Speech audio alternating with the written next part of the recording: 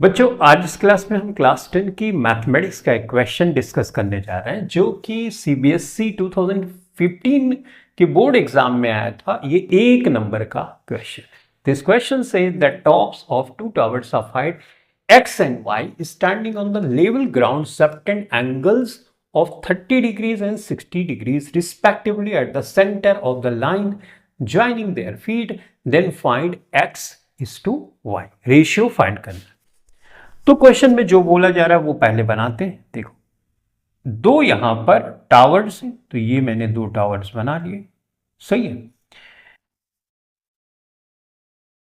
ये लाइन है जो दोनों टावर के बेस को ज्वाइन कर रही है। यहां पे सेंटर में बीचों बीच में मान लो ये ए है, ये बी है, ये सी है, तो ए बी बराबर बी सी है ना। देखो यहां पे दिया है सेंटर, सेंटर का मतलब बीच में है, तो ये और ये इक्वल होगा।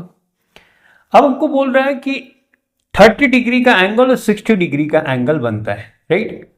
जो एक्स हाइट का टावर है वो 30 डिग्री का एंगल सबटेंड करता है, तो इसका मतलब ये होगा 30 डिग्री, है ना।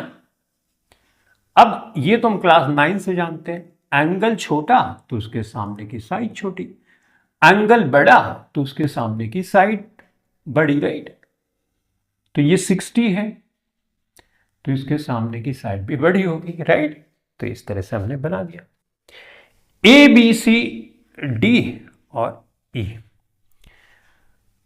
ये जो हाइट है बच्चों, ये हाइट हमको वाई दी गई है, देखो यहां पर।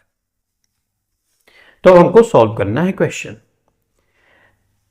ये दोनों इक्वल है, ये बात ध्यान में रखते हुए करना है। तो चलो रेशियो निकालते हैं। इसका रेशियो और इसका रेशियो, यानी ए बी बेस का रेशियो अपॉन ए यानी एक्स जो इसकी हाइट है उसका रेशियो, यानी बेस अपॉन परपेंडिकुलर का रेशियो तो बच्चों कॉट होता है, राइट। तो कॉट 30 हमने कर दिया, तो A B is equal to क्या हो जाएगा, एक्स कॉट 30 हो जाएगा। सही है। ये लो इक्वेशन फर्स्ट मान लिया। अब इसमें आते हैं। इसी तरह से जो बी सी है वो ए बी के बराबर है, तो मैं यहां पे क्या लिख सकता हूं, बी सी बराबर ए बी बराबर, अब यहां पे वाई ले देंगे इसकी जगह, सारी चीजें सेम ही रहेगी, कॉट कर देंगे, सिर्फ ट्रायंगल ये जो एंगल है इसकी वैल्यू 60 कर देंगे। सही है। तो इक्वेशन नंबर सेकंड हमको फाइंड क्या करना है बच्चों, ये वाई है, राइट। देखो ये y है ना, तो इस तरह से कर लिया। हमको x इज टू वाई यानी x अपॉन वाई का रेशियो फाइंड करना है। तो अगर हम इक्वेशन फर्स्ट को डिवाइड करते हैं इक्वेशन सेकंड से, सही, तो यहां पे डिवाइड करेंगे, ये कैंसिल हो जाएगा, तो ये 1 हो जाएगा, 1 अपॉन 1। यहां पे हो जाएगा x upon Y cot theta upon cot 60, ये होगा। क्रॉस मल्टीप्लाई कर दें, x अपॉन वाई इधर ही रखें, कॉट 60 ऊपर चला जाएगा और कॉट 30 नीचे चला आएगा, राइट। अब वैल्यूज रख लो। कॉट 30 की वैल्यू बच्चों होती है 1 अपॉन रूट 3। कॉट किसका इनवर्स होता है, टैन का, राइट।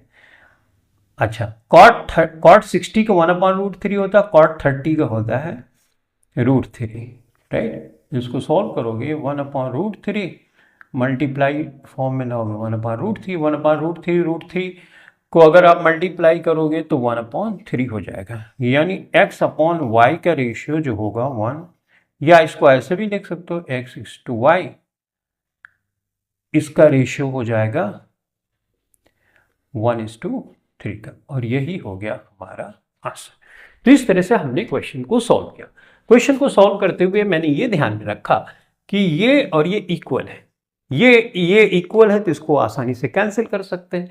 तो बचेगा हमारे पास क्या, ये और ये, इसकी वैल्यू तो हमको पता चली जाती है क्योंकि वो हम रटे हुए होते हैं, राइट।